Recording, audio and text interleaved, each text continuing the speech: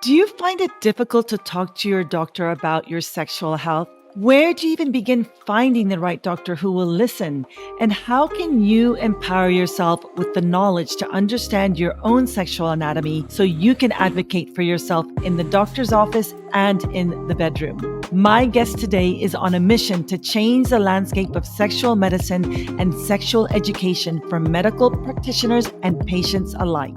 Get comfortable and ready for a real education.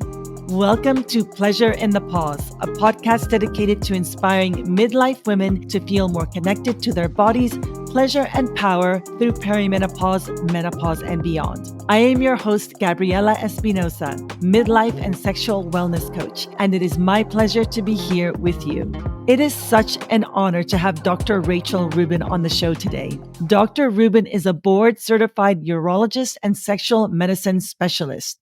She is only one of a handful of physicians with a fellowship training in sexual medicine for all genders. She is an assistant clinical professor in urology at Georgetown University and runs her own practice in Washington, D.C. Dr. Rubin is the director at large and former education chair for the International Society for the Study of Women's Sexual Health, ISWISH, and an associate editor for the journal Sexual Medicine Reviews. Her work has been featured in the New York Times, NPR, and PBS. She was named a Washingtonian top doctor from 2019 to 2023. Let's welcome Dr. Rachel Rubin. Welcome, Dr. Rubin. It's such an honor to have you here with us today. Thank you so much for having me. What an honor. We met back in February in New York City at the Swell Menopause and Sex Symposium. You just totally blew me away with your passion, your activism, your dedication for really advocating for better sexual health, better menopausal health for all of us. And you are truly ushering in a new way of practicing medicine, which is so impressive. This summer, you opened up a brand new practice. It's bi-coastal. You're based in the Washington, D.C. area. You have an office in California. You have an incredible team of sexual medicine experts. And I'm so curious, why did you decide to do this now, to start? First of all, what is this model of medicine that you're starting? And why did you decide to do it now? What was your aha moment in saying, this is necessary now?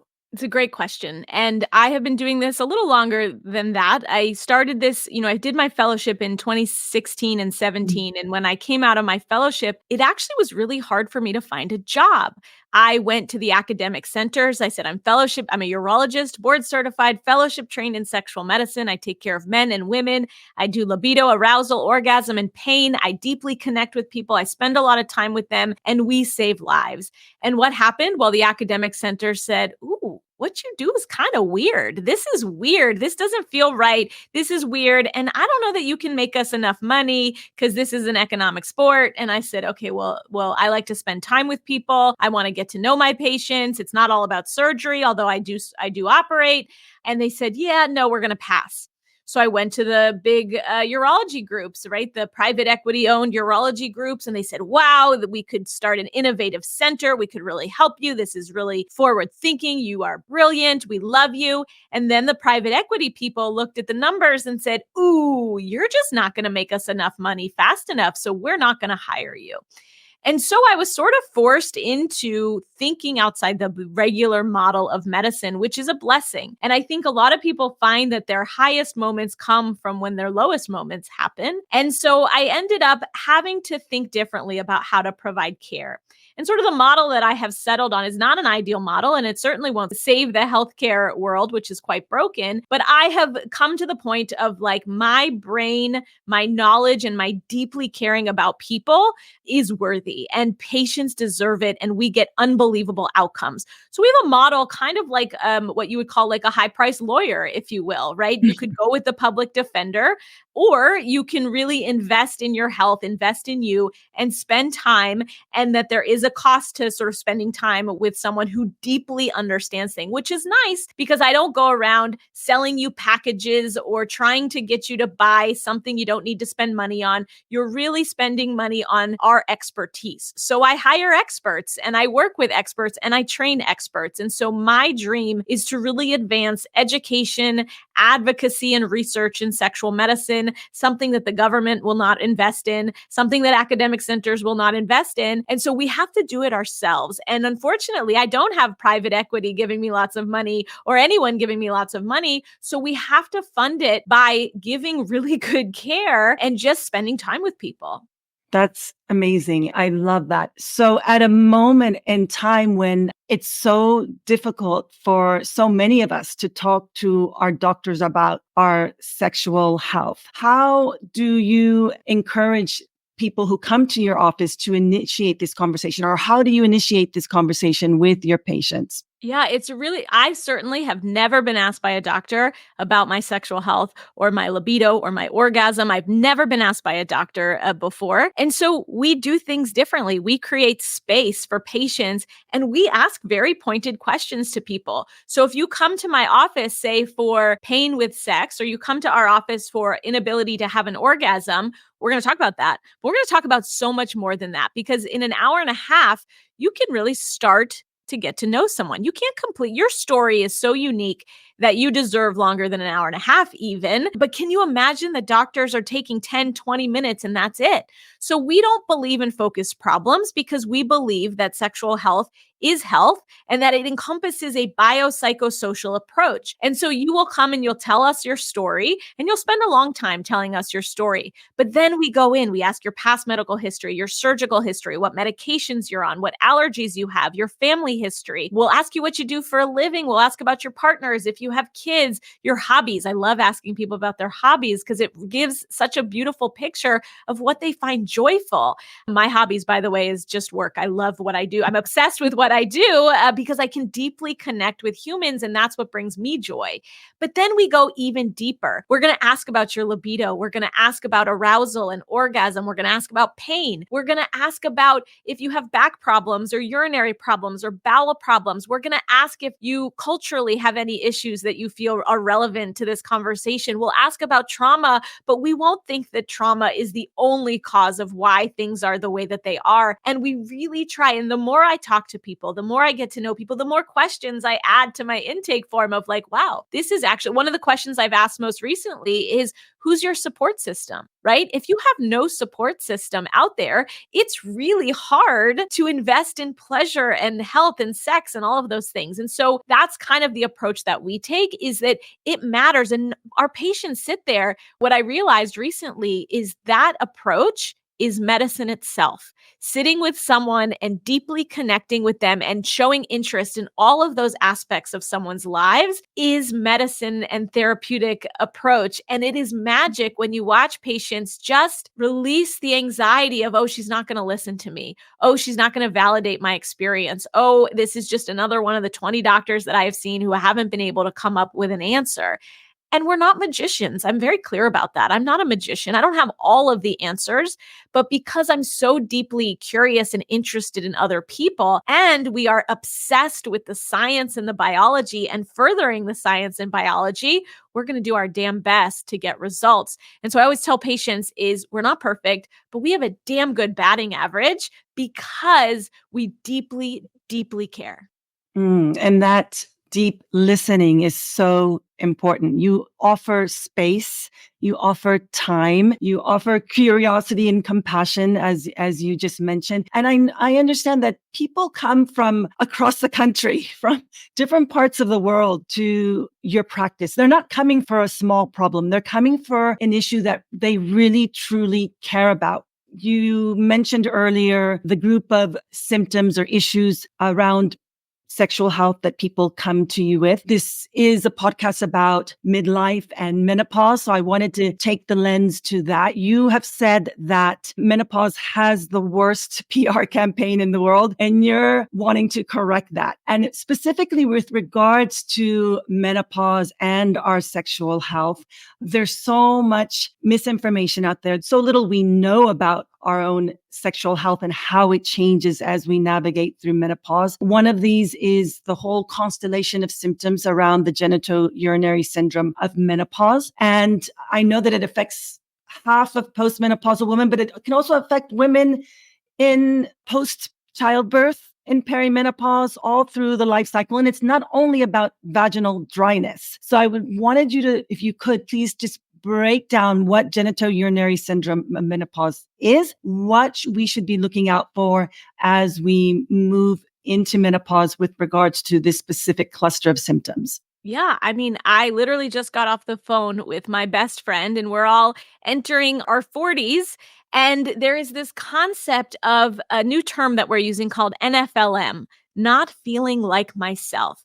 And she's calling me and she said, Rubin, what do I do? I just don't feel like myself. I'm getting all sorts of advice from the internet telling me that I need to do all sorts of things. We need to create a company where we help tell women in perimenopause, this is what you have to eat. This is what you have to use. This is what you have to do because people are lost. This is how to exercise. And that's really the point. In your 40s, you're really starting to feel like everything is falling apart. And everyone's a little different. Some people can't sleep. Some people get hot flashes. Some people, their libidos drop. Some people start getting urinary tract infections. Some people notice nothing and they look like supermodels on Instagram and you're like, why the heck can't I look like her? And so it's such a unique experience. It's very much like puberty, right? Our daughters are sort of starting to go through puberty as we're starting to go through perimenopause. And it's a very interesting time because puberty is not a one moment in time. It's a many, many year process of many different things that are changing. And the same is true in perimenopause. And so we just haven't been paying attention to that as a medical community. And if we're not paying attention to it, we're certainly not teaching our patients about it. And so the patients come to the doctor, and unfortunately, they don't go to one doctor, they go to 12 doctors. They go to their cardiologist for heart palpitations, their dermatologist for dry skin and changes in hair, skin, and nails. They go to the orthopedic surgeon for their frozen shoulder. They go to the urologist for their urinary tract infection, their gynecologist for their vaginal dryness, and almost none of their doctors have any training whatsoever in perimenopause or menopause. Literally none, right? And so it's so important because menopause is not just an issue for your 50s. It's not just an issue for your gynecologist. It is so important that all physicians learn about these things and really expand on the research, expand on the knowledge and things like that. And so the genital and urinary symptoms, it's been around forever, right? But we used to call it vaginal dryness. We used to call it vulvovaginal atrophy, which is not a really nice term at all, but unfortunately is kind of what doctors are taught. Your vagina gets atrophic. The reason it's not helpful is it doesn't really explain what's happening because it's not just a little vaginal dryness. What happens is as the hormones start to change, and again, this can happen in your late 30s, as the hormones start to change, and it's not just estrogen, but it's a testosterone story as well, that the system changes. The genitals can shrivel up a little bit. They can thin out. They can get dry. And you lose the acidity of the vagina that helps fight infection. So you change the microbiome because the estrogen and testosterone that are around can help keep the tissue acidic. They promote what's called lactobacilli, which is sort of a healthy microbiome. And so without that things get more alkaline or less acidic, which means bad bacteria start to grow. And then sex is a contact sport. So you've got all this friction happening. All this semen is very basic. Men are sometimes basic too, but semen is a very basic fluid, which can alter your vaginal pH, which can increase your risk even more of urinary tract infections. The friction can increase your risk of urinary tract infections and pain with sex. And so it's this recipe for disaster. So sex starts to hurt. UTIs start to happen. You start feeling uncomfortable in yoga pants. You start feeling like, man, I can't get through the movie without having to go pee. Oh, you know what, honey? I don't want to go on that long car trip because I just don't know where the bathroom is going to be. And women have worsening leakage. They're buying pads, which irritate their genitals too. It is a multi-billion-dollar problem, actually, that we have. And what do we do as a society? we call it a little vaginal dryness. We say, Mhm. here, ladies, suck it up. Here's some lubricant, which doesn't fix the problem. Here's some vaginal moisturizer, which doesn't solve the problem.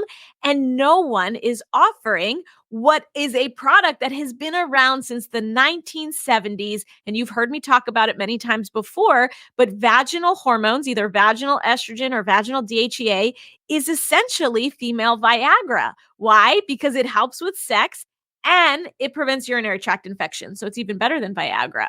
So here you have vaginal hormones completely fix the problem, completely restore the tissue health, create the acidity, prevent urinary tract infections, make sex comfortable, makes lubrication happen, makes orgasm happen. And no one is even being offered this safe medication. It's safe for great grandma in the nursing home. It's safe with people with a history of cancer or blood clots. It's safe. And yet it's not even being offered, which is a tragedy. Thank you so much for that. I recently posted on my Instagram my own personal story of using vaginal estrogen. It's the first time a post of mine has gone viral. It was saved like, I don't know how many times people were DMing me saying, oh my gosh, I've had this tube of vaginal estrogen in my drawer for months. I think I'm now going to give it a try. Thank you so much. I have tried different forms of vaginal estrogen because it does take a little bit to figure out the right delivery method. I've tried the ring, I've tried the cream, I've tried the little tablet that you insert. And it's really about that, giving women the flexibility to try the different modalities and see which one works best for you and not to give up, because you will find the one that's just, perfect.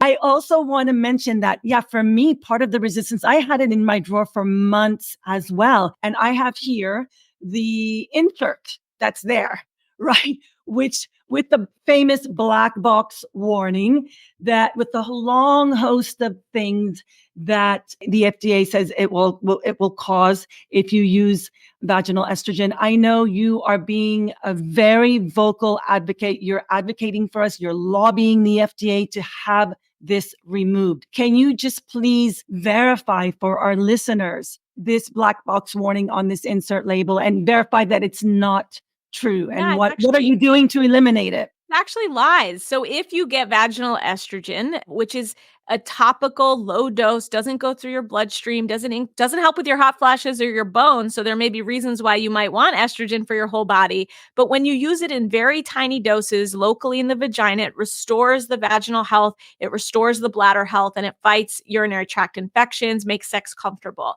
And yet, the FDA in 2003 basically said all estrogen products, the high dose estrogen, the pill form of estrogen, the fake estrogens, and the very low dose vaginal estrogens, they all get the same warning label. So it would be like saying a little hydrocortisone on a bug bite has the same scary warning labels as IV solumedrol, an IV steroid that you get in the hospital when you're very sick.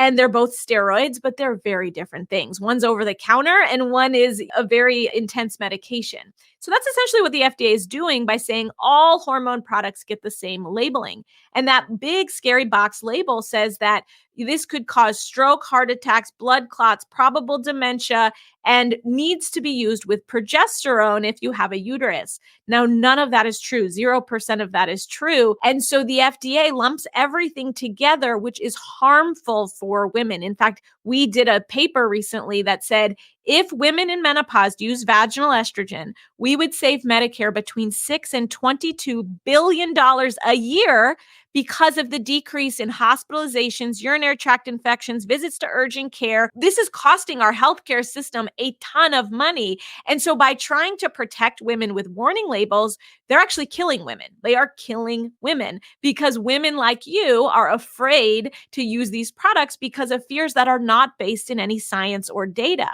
And so you likely will not die of a urinary tract infection. You could, but you get antibiotics, you would do okay. But what if you get 10 urinary tract infections? And what if you're now 87 and you're in the nursing home and you get a urinary tract infection? That can and will kill you. And so this is not a little vaginal dryness. This is life and death for 52% of the population. And so we have to yell, we have to scream. So there are a few avenues. We met with the FDA. There is some discussion that we have to go through pharma, which is insane because the FDA doesn't have to go through pharma to put a label on, but they're telling us that you have to go with a company in order to take a label off, which to me sounds insane. And so we're working with pharma now. We're working with Congress. We're talking to Congress people. We're signing petitions. We are literally trying to create a groundswell army because this is a bipartisan agreed upon issue. There is nobody out there who is publicly saying, no, the box should stay on, right? It's just the FDA being too afraid to make that decision, and which is infuriating. And the amount of estrogen that you're actually using when you insert the cream studies is just show if you crazy, right? insert the right doses and you do the regular way it's supposed to be on the prescription, your blood levels of estrogen stay exactly the same as they were before you started. So if your blood levels of estrogen stay the same, how is it going to cause a stroke, heart attack, blood clots, and dementia? It makes no biological sense. And so the problem is doctors don't know this. Patients don't know this. And so it is a recipe for disaster. And listen, the guidance hasn't changed since 2003. Since 2003, that's now more than 20 years ago. And we have lots of data. We have lots of studies. We have lots of ways to show that there is no harm. If there were harm, don't you think we would have seen a signal over the last 20 years? And so it is kind of a nightmare that we are living in, and you cannot make it up. It is so bad. It is so depressing that sometimes I can't even believe it's real life. Thank you so much for everything that you're doing to change this. And I know we as normal people, everyday people, we can also write a letter to the FDA. We can also put in our voice in this conversation so that we can demand change to something that is life-saving. What I would tell all of your listeners, and thank you for all the advocacy that you do, is the best place to sign up for newsletters on this topic is Let's Talk Menopause. Let's Talk Menopause is a nonprofit dedicated to educating people about menopause, and they have been really pioneering this work and getting the word out and creating these campaigns around it. So Let's Talk Menopause, sign up for their newsletters, and as soon as we tell you to write this letter, sign this letter, we need you all on board. Thank you so much. Yes, I'm on the advocacy board of Let's Talk Menopause. So that's a great resource. Thank you so much for mentioning that.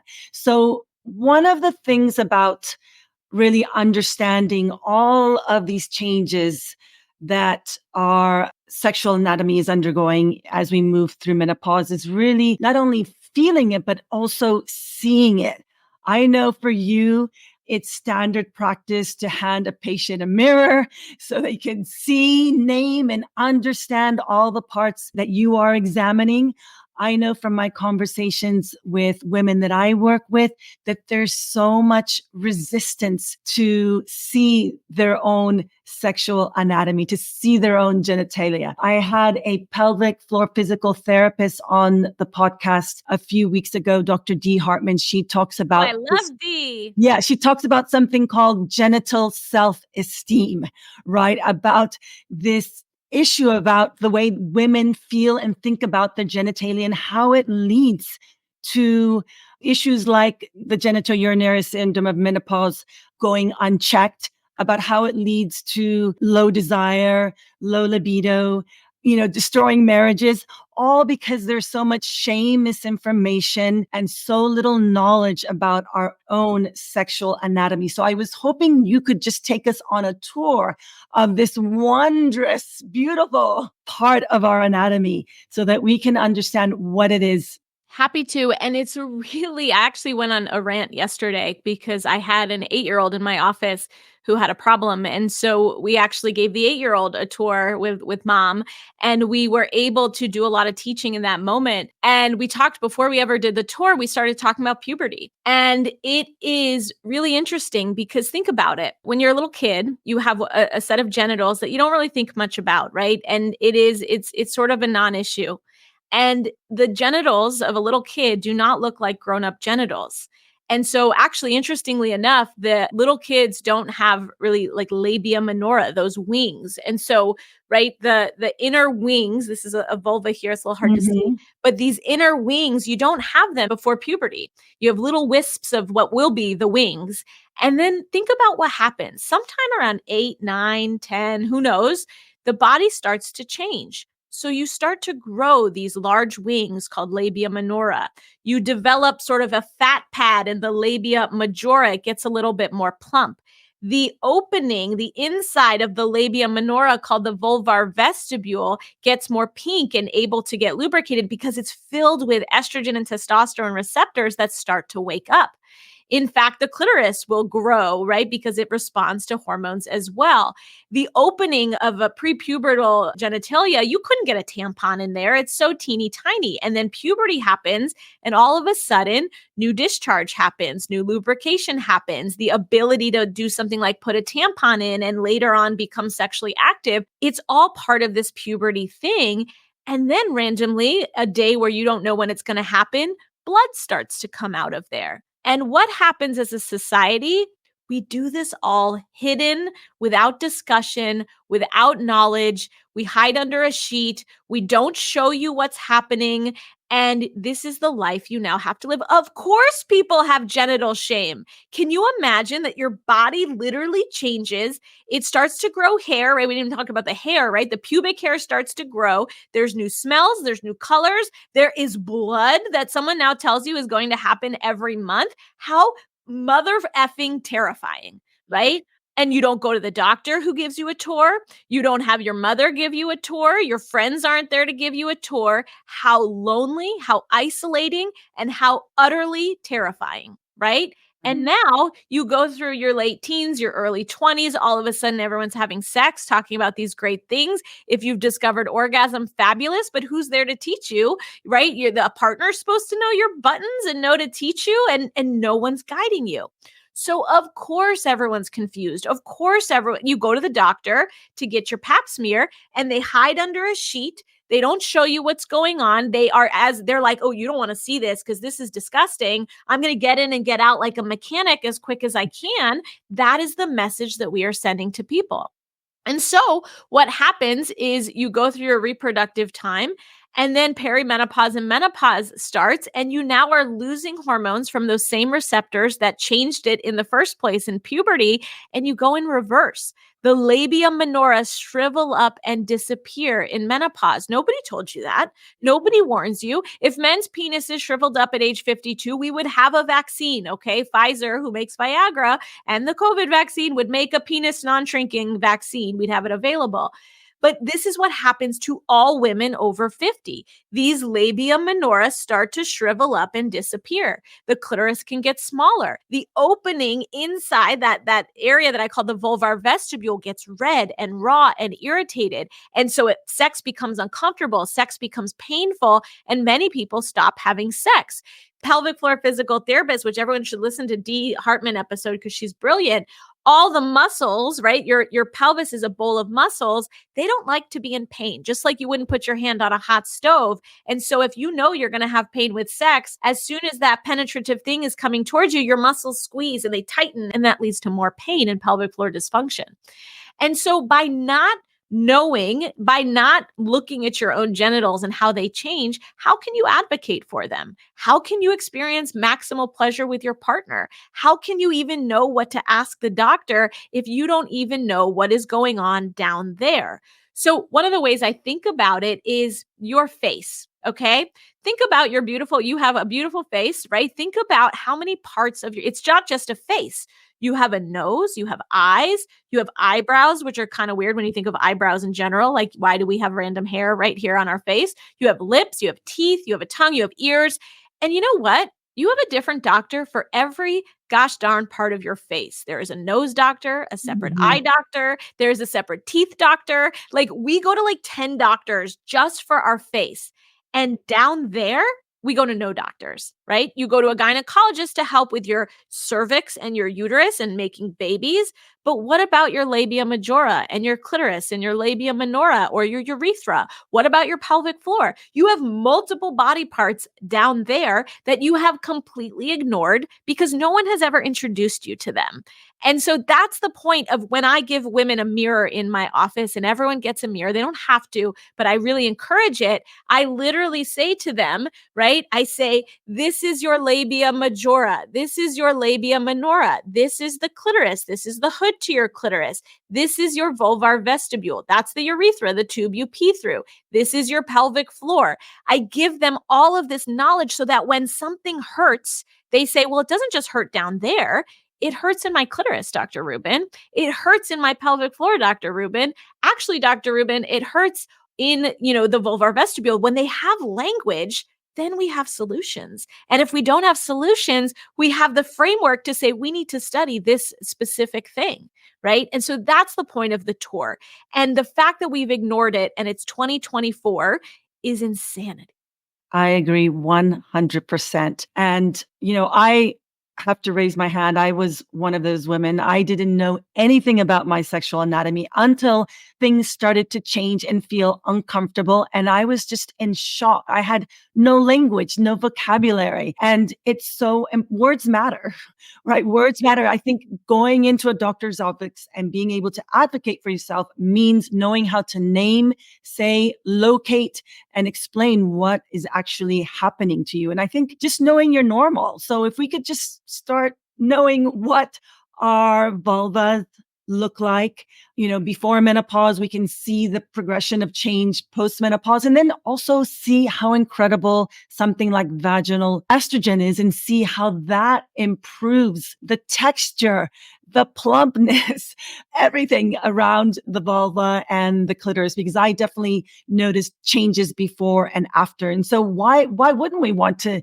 see that, the improvement, see what our normal is, and see when things are starting to change and not looking so normal, like looking out for things that we should report to our doctor. And a lot of this is, like I mentioned in the beginning, it's so uncomfortable for us to talk to our doctors about this, right? We don't have a language. There's so much shame around our sexual anatomy. How do we even begin to initiate that conversation with a doctor? How do we find a doctor we can feel comfortable talking about that with? So this is another nightmare that I live in every day, which is why I'm so dedicated to talking loudly about this, to training people at high levels, to educating and researching, because most doctors will laugh you out of their offices because they want to make you feel stupid because they don't know the answer.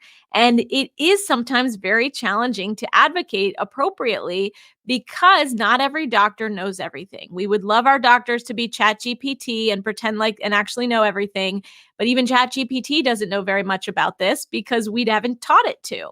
So you often have to go to a doctor who is knowledgeable about these things. And that sometimes means traveling, that sometimes mean investing, that sometimes mean advocating for yourself loudly.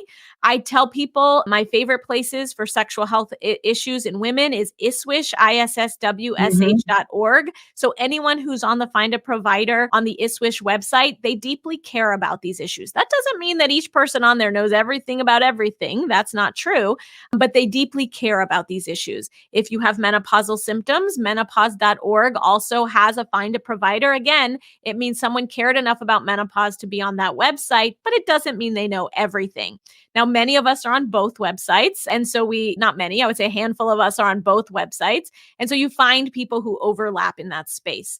If you have a male partner, or you have a male sexual problem, the Sexual Medicine Society of North America, or SMSNA, is another really good resource to find people in this space. But it is challenging. And I will tell you, your small town doctor, family doctor who sees 50 patients a day, they don't know anything about this. Why? Because people are dying of cancer. People are dying of heart disease. Women are dying every 2 minutes in childbirth. Women's orgasms, libido, and arousal is about as bottom as you can get in anyone giving any craps about it. And so, but you care about it. And if you, as you said something so beautiful in the beginning of this podcast, you said, nobody comes to see me with a small problem. And that is so true. Nobody travels, nobody saves up their money, travels, makes an appointment, waits 6 months. Nobody does that and has a libido problem. That's not a small problem. That is a giant problem. And we take it very seriously as a giant problem. And so we must empower women to know that they deserve to care about what they care about. And it is not for us doctors to tell you what you should care about.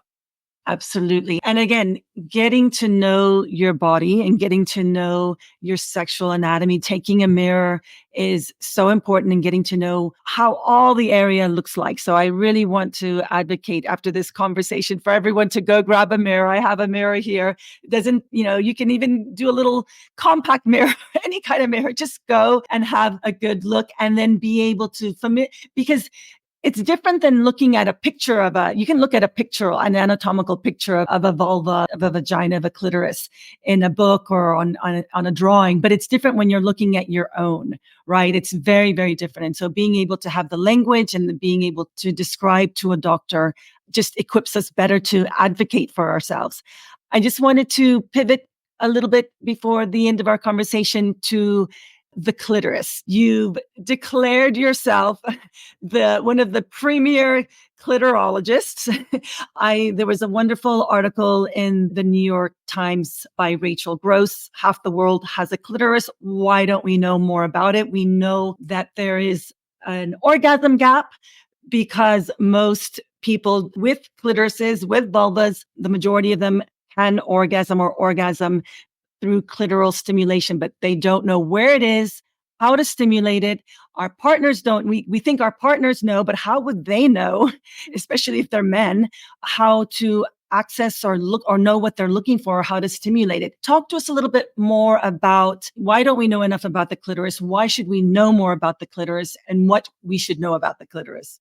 It's a big question. It's part of why I wear a custom clitoris around my neck that has a sapphire head there, which is my birthstone, and no one knows what this is. So I can wear it to any political cocktail party or anything, and everyone just thinks it's a nice piece of jewelry.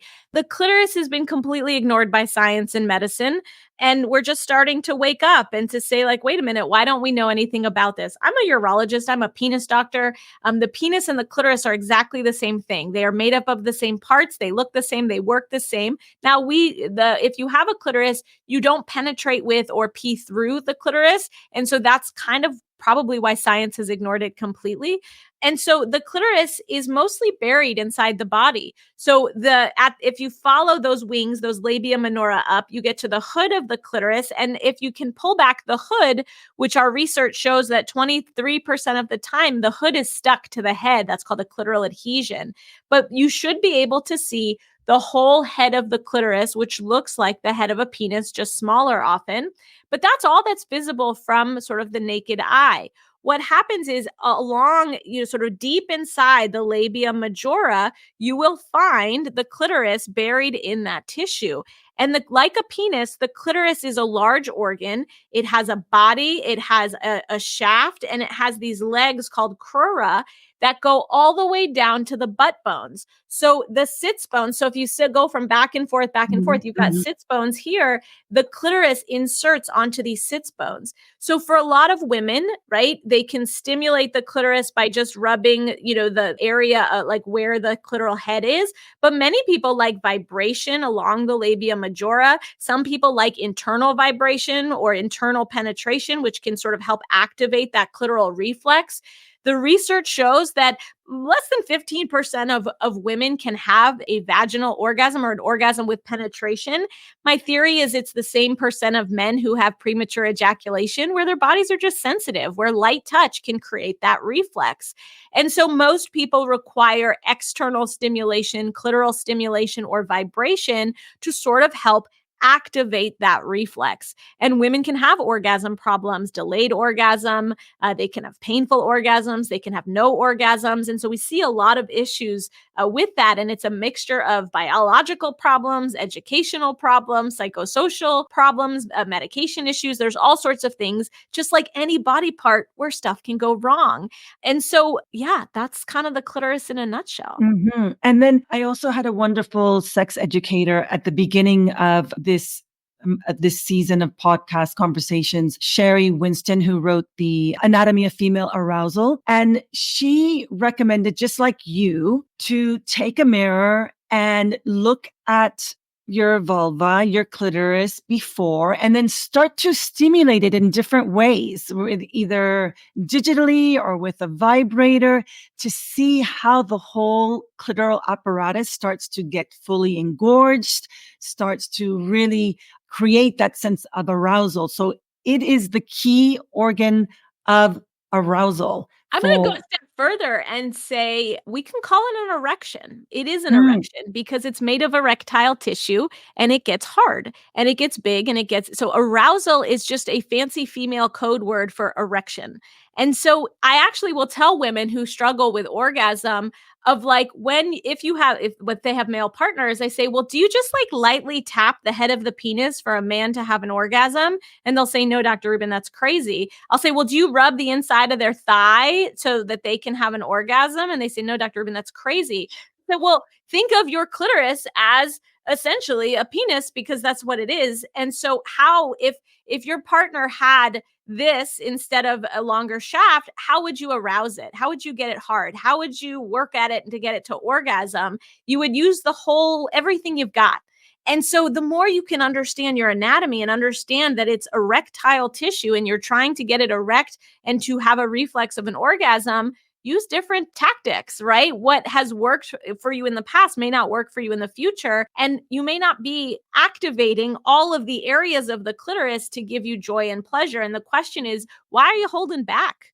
Absolutely. There's no need to hold back. And I'm here to advocate for more pleasure for everyone. And so get to know your bodies, get to know your vulvas, your clitorises, take out that mirror and please have a look and really use it as an opportunity to access the pleasure that is your birthright. Speaking of pleasure, I always finish off my conversations asking my guests, what does pleasure mean to you, Dr. Rubin? Pleasure to me is deep connection. I love to deeply connect with people. I always wonder, why do I hate shopping? Why do I hate, new things and material? I hate materialistic things. Like it doesn't bring me joy. And I see other people it brings joy to, and I often get jealous. And then I realized that was never going to bring me joy because what fills my cup is just deeply connecting with people and having friends around, having family around, having real conversations with my patients. I feel so much joy with that. And I can't find anything that comes even close. Oh, beautiful. Thank you so much. And I think at a very human level, I mean, we all want that. We all want that deep connection. We all want that intimacy. And I know that's why people travel across the world, across the US to come and see you, right? Because that's what we really want. We want that connection with ourselves, with our healthcare providers. We want it with our partners. We want to be seen. We want to be heard. We want to be understood. So thank you so much for being that doctor and for advocating that in the medical field and for all of us. Thank you so, so much, Dr. Rubin. Tell us, how can we find you? How can we access more of your expertise, your wisdom, your incredible practice of specialized sexual medicine? Yeah, our team, all of our stuff can be found at rachelrubinmd.com. We have a growing team of clinicians helping in this space. I only hire the best of the best. And so we've got an office in LA. We've got an office in the Washington, D.C. area. We have a great newsletter that you can sign up for at rachelrubinmd.com where we send, we don't spam you. We send really fun research, really fun articles, and great events that are happening in this space, like the one we met at, Gabriella, last year. And then really on social media, it's Dr. Rachel Rubin on Twitter, on Instagram, on Facebook.